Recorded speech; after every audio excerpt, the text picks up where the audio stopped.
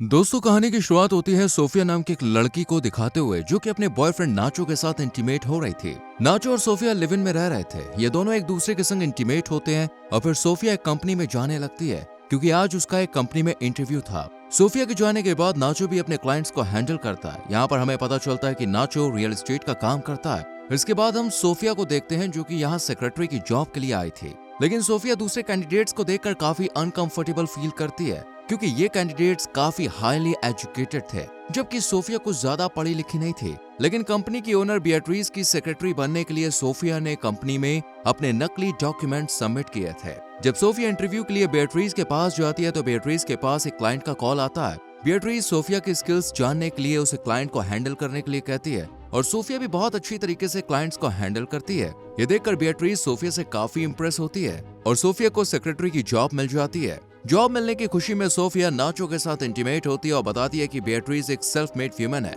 Sophia बियाट्रीज की शोहरत से उसके नाम से काफी इंस्पायर्ड होती है, इसलिए वो बियाट्रीज की एज अ सेक्रेटरी काम करने पर काफी खुश होती है। सोफिया बियाट्रीज की तरह सक्सेसफुल लेडी बनना चाहती थी। अगले दिन से सोफिया की ड्यूटी शुरू होती है और आज बियाट्रीज की मीटिंग थी, इसलिए बियाट्रीज सोफिया को सब गाइड करती है और खुद मीटिंग अटेंड करने चली जाती है। वहीं सोफिया बाहर खड़ी रहती है। मीटिंग काफी लंबी चलती है, इसलिए सोफिया वहीं बाहर सोफे पर सो जाती है। ये देखकर बियाट्रीज सोफिया का फोन चेक करती है और नाचो का फोटो देखती है। फोन रखने के बाद बियाट्रीज सोफिया को उठाती है और घर भेज देती है। इसके बाद हम बियाट्रीज को किसी अनजान शख्स के साथ इंटीमेट होता हुआ देखते हैं। बियाट्रीज की एज ज्यादा होने की वजह से वो कॉल बॉय से ही अपनी डिजायर पूरी करती थी, लेकिन बियाट्रीज को इंटीमेट के दौरान काफी इरिटेशन होती है, इसलिए वो रुक जाती है। इधर हम सोफिया को देखते हैं जो कि डेली अपनी प्रेगनेंसी टेस्ट करती थी। जब सोफिया नाचो के साथ डिनर पर होती है तो वो नाचो को बताती है कि हम फैमिली आगे नहीं बढ़ा सकते क्योंकि मैं बियाट्रीज की तरह कामयाब बनना चाहती हूँ। यही वजह है कि बियाट्रीज की भी औलाद नहीं है, फैमिली नहीं है। सोफिया भी फैमिली डिस्ट्रक्शन नहीं चाहती थी।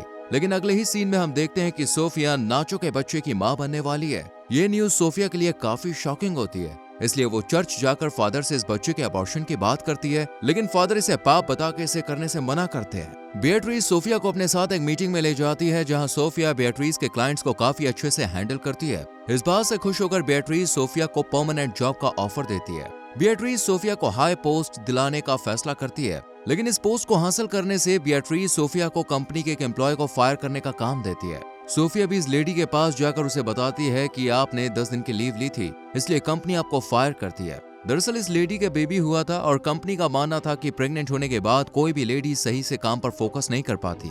सोफिया इस लेडी की कोई बात नहीं सुनती और कॉन्ट्रैक्ट पेपर साइन करवाने के बाद उसे कंपनी से निकाल देती है। और जब बियाट्रीज के पास जाती है तो बियाट्रीज कहती है कि प्रेगनेंसी के बाद एम्प्लॉयज मेरी कंपनी में किसी भी काम के नहीं है। अब क्योंकि सोफिया भी प्रेग्नेंट थी इसलिए वो रोने लगती है। रोते वक्त सोफिया को जब वॉमिट होती है तो बियाट्रीज समझ जाती है कि सोफिया भी मां बनने वाली है। सोफिया जानती थी कि प्रेगनेंसी के बाद उसे बियाट्रीज कंपनी से निकाल देगी, इसलिए वो अबॉर्शन कराने का फैसला करती है क्योंकि इस वक्त सोफिया बच्चे से ज्यादा अपनी सक्सेस को इंपॉर्टेंस देती है।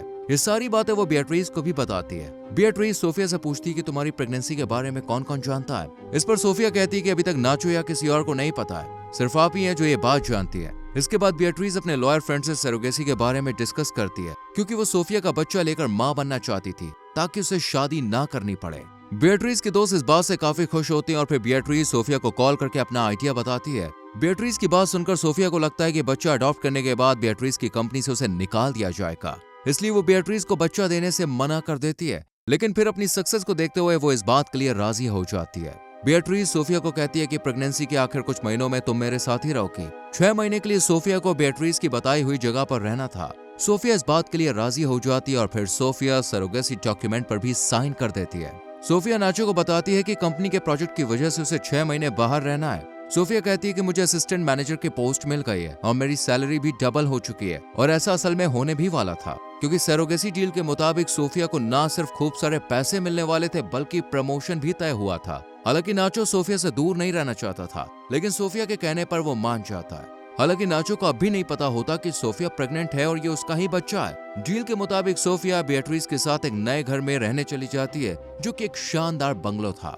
सोफिया से देखकर बहुत खुश होती है। बियाट्रीज ने सोफिया की जरूरत की हर चीज यहाँ रख दी थी। शेफ से लेकर खाने पीने की हर चीज, डाइट प्लान का सब इंतजाम था, इसलिए शुरुआती दिनों में सोफिया को ये आलीशान लाइफ बड़ी पसंद आती है। सोफिया का एक डेली रूटीन था जिसमें वो सुबह उठकर प्रेगनेंसी की एक्सरसाइज करती है, फिर पूरे दिन रेस्ट करती है। हर रोज बीएट्रीज सोफिया से उसकी कंडीशन के बारे में पूछती है। ऐसे ही दिन गुजरते गए, लेकिन एक दिन सोफिया बुक रखते वक्त देखती है कि वो कैमरे की निगरानी में है। ये बात सोफिया को बिल्कुल भी अच्छी नहीं लगती।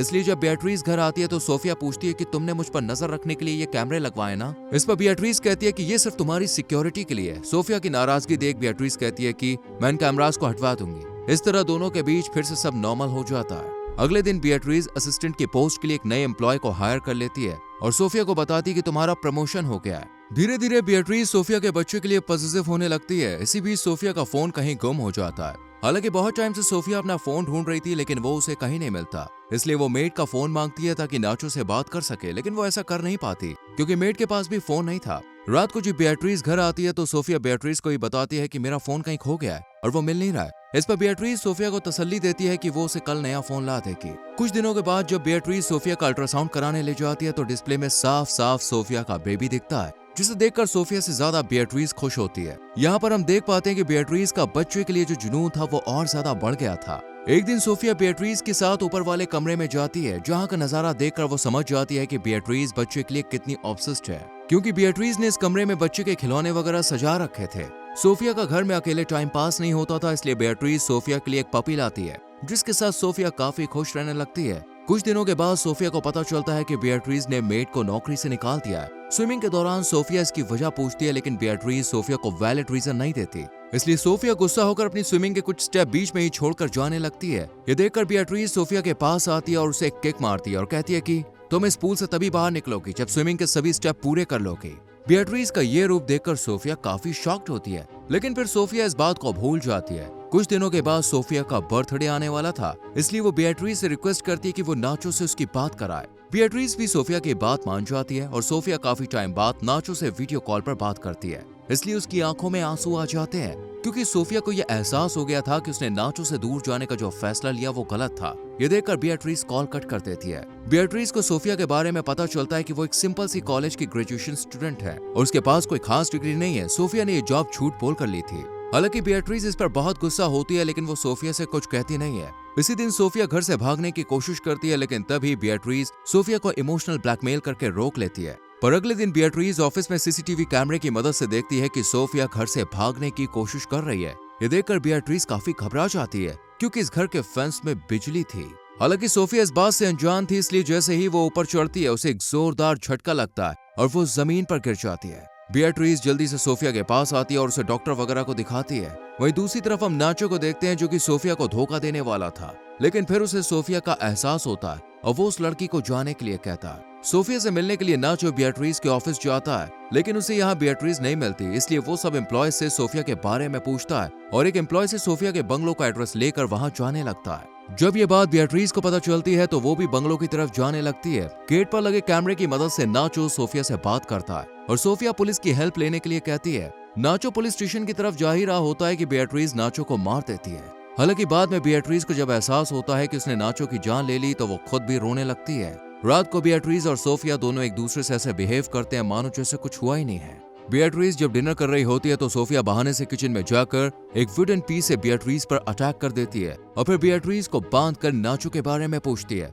हालांकि बीएट्रीज कुछ नहीं बताती। इसके बाद सोफिया लॉकर का पासवर्ड पूछकर पैसे लेकर यहाँ से जाने लगती है, लेकिन तभी बीएट्रीज पीछे से सोफिया पर हमला कर देती है और इस लड़ाई के दौरान सोफिया कैंची उठाकर बीएट्रीज को मार डालती है और यहाँ से भाग जाती है। लेकिन रास्ते में ही सोफिया की डिलीवरी का टाइम आ जाता है और इसी के साथ ये मूवी यहीं खत्म हो जाती है। दोस्तों, अगर आपको इस मूवी का लिंक चाहिए तो हमारे टेलीग्राम चैनल को ज्वाइन कीजिए, जिसका लिंक आपको डिस्क्रिप्शन में मिल जाएगा। ऐसी और मूवीज के एक्सप्लेनेशन के लिए हमारे इस चैनल को सब्सक्राइब करके बेल आइकन को प्रेस कर लीजिए, जिससे आने वाली वीडियोस आपसे मिस ना हो। इस वीडियो को लाइक और शेयर भी करें। मिलते हैं आपसे अगली वीडियो में। Till then, bye bye, take care.